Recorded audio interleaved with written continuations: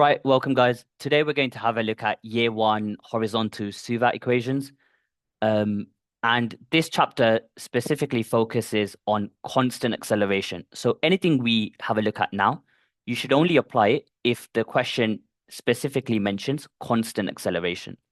Now, SUVAT is a way in which you can work out one of these five values, given maybe the values of other values over here. So what are these five values? S stands for displacement. What is displacement? Well, displacement is the same as distance. However, it's a vector quantity, which means it has a direction to it. So, for example, we have an origin point here, and we have a person standing at A. And let's say we have another person here standing at B. Now, let's say both of these people are standing at a distance of 5 meters away from the point of origin. Now, if I said to you the distance is 5 meters, you won't be able to distinguish between B and A because they both have a distance of 5 meters. However, displacement gives us a direction as well. So A is in front of the origin. So we say A has a displacement of positive 5 meters, but B is behind the point of origin. So B has a displacement of negative 5 meters. So remember, displacement is distance, but with a direction, and it's measured in meters. Now, U stands for initial velocity and V stands for final velocity. So let's write that down, and then we'll have a look at what velocity is.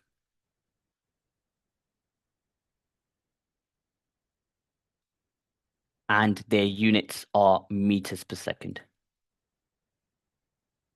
Now, velocity is the same as speed. However, similar to displacement, velocity has a direction. It's a vector quantity. So if we have, say, a point of origin here, and we have a person moving forwards at a speed of 5 meters per second, and we have another person moving backwards at a speed of 5 meters per second, both of their speeds are 5 meters per second. However, their velocity is different. Velocity would be positive 5 meters per second if they're moving forwards, and negative 5 meters per second if they're moving backwards, because velocity has a direction.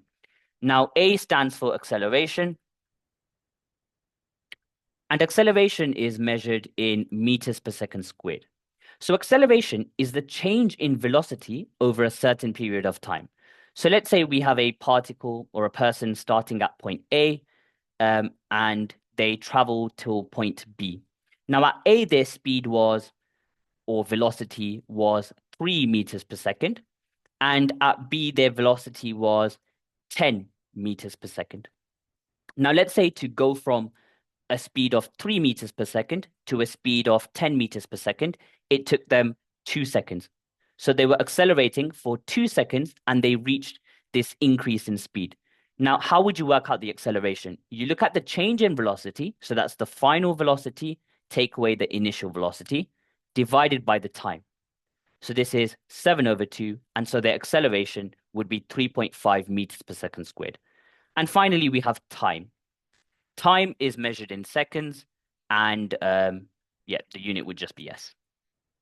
So these are the five variables that you need to know the meaning of. And then we're going to get given five equations in our formula booklet.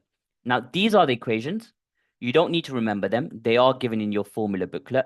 However, I would advise remembering them. It saves you time and prevents any silly mistakes.